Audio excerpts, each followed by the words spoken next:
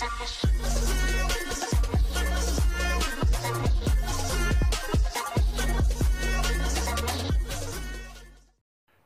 it, the Gaga T subs and squad? So y'all already know why I'm here. I'm here for Real Housewives of Potomac, Season 5, Episode 15, Portu-Girl-Bye. So the episode starts off with Wendy telling Robin about what she saw about Monique countersuing Candace, and then Great Dane went into, oh, I wanted to see this and I wanted to see that. Great Dane, fuck you, because you was the same bitch that ran up on Ashley on one of the previous seasons down to her job. So girl, bye. Moving on. Scary Tweeterbird is still in disbelief. I don't know why, because you were the one who started all of this with the legal court system, and it just shows your immaturity and your naivete for you to sit up and think that you're going to sue somebody for some shit that you took a part of. Moving on. So Monique meets up with Karen. Karen tells Monique about the girls' trip, and Monique tells Karen about what Ashley told her about her saying that if she was her, she would press charges. I love Karen. Karen didn't backpedal and coochie pop in the handstand. She said, listen, I don't fight, so if somebody was to put their hands on me, yeah, that's what I would do. I didn't tell her to do it. I just told her what I would have done. And I understood where Karen was coming from, and I'm really glad that Monique understood what Karen's intentions were and that they're both still good. Moving on. So Ashley Michael playing with Baby Dean. I'm going to move on, and I'm going to save how I feel for the after show for tomorrow. Ashley tells Michael to call him anytime he feel like playing to some badussy, because Ashley is going out and about doing whatever that she doing. We'll see, Ash. Moving along. So Ashley said that Monique told her to write a statement about what happened between her and Candace last year when she poured that knife on her. Excuse me. And she said that she would. I fucks with Ashley because Ashley is a lot like me. Monique showed loyalty to me when the whole situation between Michael grabbing that producer's butt, which I believe every single solitary word of. She had my back. She didn't talk about me. She didn't talk about, she didn't bring it up. She didn't do this. She didn't do that. So, of course, I'm going to have her back. Not to mention, Monique was the one who knew about Ashley and Michael's sexual proclivities in the bedroom. And even then, Monique did not say a word. So, I'm all here for Ashley saying, you know what? I don't give a damn. Yeah, I mean, me and Candace cool. But at the end of the day, you my friend. And I got your back. And not to mention, she's just as responsible for what took place as you are. And I'm not about to sit here and allow her to railroad you simply because she's embarrassed that she got her wig snatched on national TV because her mouth is out of order. So I'm all here for Ashley with that. Y'all can say whatever the flying hell y'all want to say down in my comments. I am here for Ashley and Karen this season. I am. Moving on. Alright, you guys, I'm on my whole Ashley Miller kick, pausing the video to watch the episode. It is a lot faster, so definitely shout out to Ashley Miller, who coincidentally will be on Scotty's Live for his 20th tomorrow, right along with myself, Bubs the God, Bondi Blue. Ooh, shit, girl. Look, y'all, this is why I'm belching. Bondi Blue, shout out to Bondi. For its rocks, Candy, myself, Bubs the God, the Just Us League. Like, a lot of people are going to be there, so definitely make sure you're there tomorrow. So the ladies leave for Portugal. I don't give two shitrous fucks. Moving on. Karen bumping her head on the car door.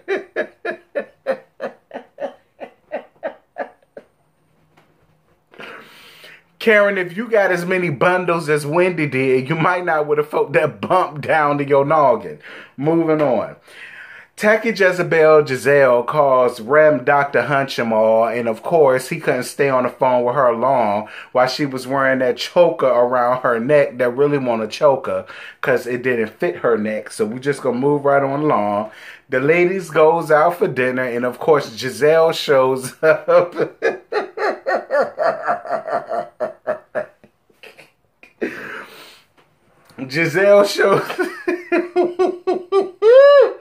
Giselle shows up with fashions on loan from Rainbows, so we just gonna move right on along. She gave it her personal's best. And then Wendy talks about her family and says that her dad named her after the restaurant Wendy's because after he became manager of that place when they first moved to America, he was so grateful of it. And girl, I guess so. But then Tacky Jezebel does what Tacky Jezebel does and makes a scene about her that has absolutely nothing to do about her, and asks, well, why did she try to run down on her about her degrees and all of this? And it's just like, Giselle, Karen is absolutely right. You're trying so hard to keep the heat off of you, and I'm so glad that Karen got your ass together about Ram Dr. Hunchamal, because it's just like I said. I got your life, your lies, and your storyline tied up in this here Samsung phone. So girl, stop playing with her and stop playing with me. Now I ain't laughing because I'm very serious. Moving on. So anyway, y'all,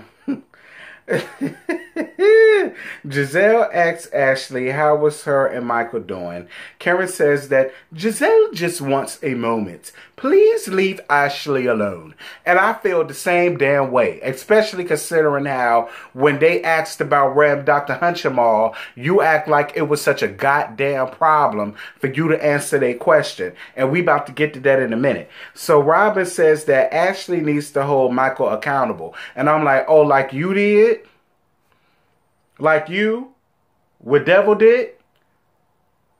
I would be here with you, Robin, but at the end of the day, like, come on. Like, let's just be honest. You're in the same damn situation that you've been in a whole 5 damn years ago. So, you're the last person that need to give anybody marital advice. I'm just saying, Great Dane, don't get mad with me, bitch. Go back and look at the previous seasons, and you'll understand why I'm going in the way that I'm going in and letting have. Moving on. Karen says that, she's concerned that Jamal hasn't shown her any type of support in Potomac. And she's absolutely right, Giselle. She's right. Every time, it's like we're always seeing y'all in passing. It's like two ships that pass each other in the middle of the night. But that goes back to what I said before in my earlier statement. It's all a lie. It's fake. It's fraud, and it's a part-time broad. Moving on. Robin says that if she's with a good man, why do she find it a problem with bringing him around his friends? Come through, Great Dane. It's about damn time that you hold Giselle accountable for her messiness. It's about damn time. And I was with Robin. It's like, damn, I'm sitting here being SSS's with you. Secret Scissor Sisters is SSS. I'm sitting up here scissor-legging with you, and you not even being goddamn honest with me. What's the real tea with you and Reverend Dr. Hunchamal? I was with Robin for that, and thank you, Robin, for holding her finally, after 5 damn years and 5 seasons, accountable for something. Moving on. Ashley calls to check on Dean and Michael, but he doesn't answer. And then when he does answer, she's bombarding him with a bunch of questions, and he doesn't feel like answering. That's because he's not finished sucking the dick that he had up in his mouth, Ashley. And if you suck a little peen in your life, you would understand that you interrupting that. That means he's going to have to continue to do it. And, it's going to go down, flow on back to his nutsacks after he just had it up to the head. Not the tip of the head, but the damn head.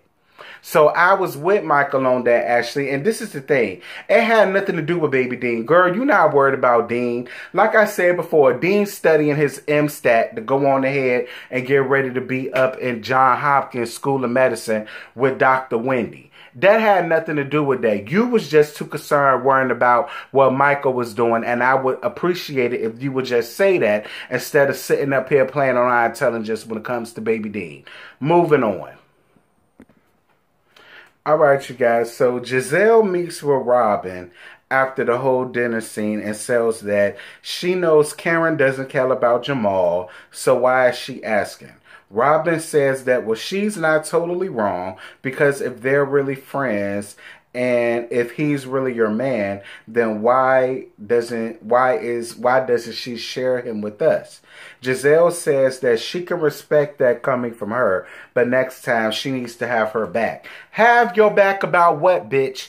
You keeping her in the dark just as much as you keeping everybody else in the dark. So there's nothing that Robin can have your back on.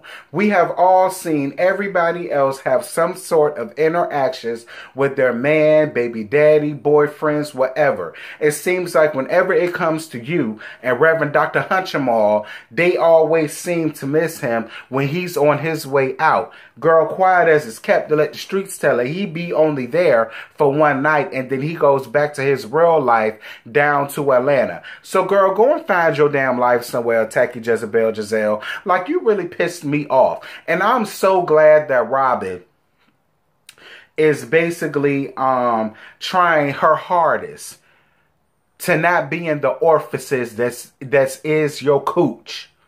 Moving on.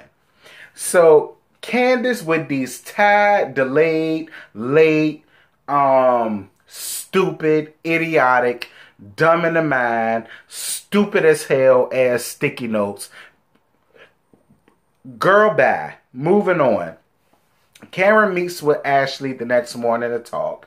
And, you know, Karen says that she's really worried about Ashley because the last time that they went away, so did Michael, and he went on to play with a woman, allegedly, because to let me tell it, it was a transgender woman, and she was playing all up and through his pussy. But that's neither here nor there. I can appreciate the conversation, and I appreciate the fact that Karen is trying her hardest to be a real damn friend to Ashley, because Ashley definitely needs it. Because to let me tell it, Michael is still up to his same dirty ass tricks. A leopard is not going to change his spots. Ain't he 60? That man is stuck in his ways. And nothing about Michael is going to make me ever believe that after a couple of times doing therapy, that he done automatically got himself together. Ashley, you would be a damn fool to believe that. Moving on. Y'all, I'm so weak off of these Potomac hoes. I don't know what else to do. So,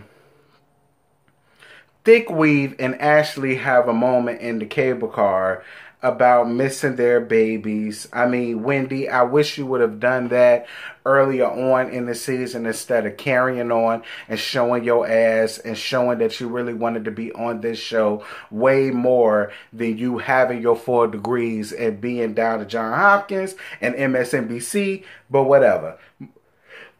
Moving on.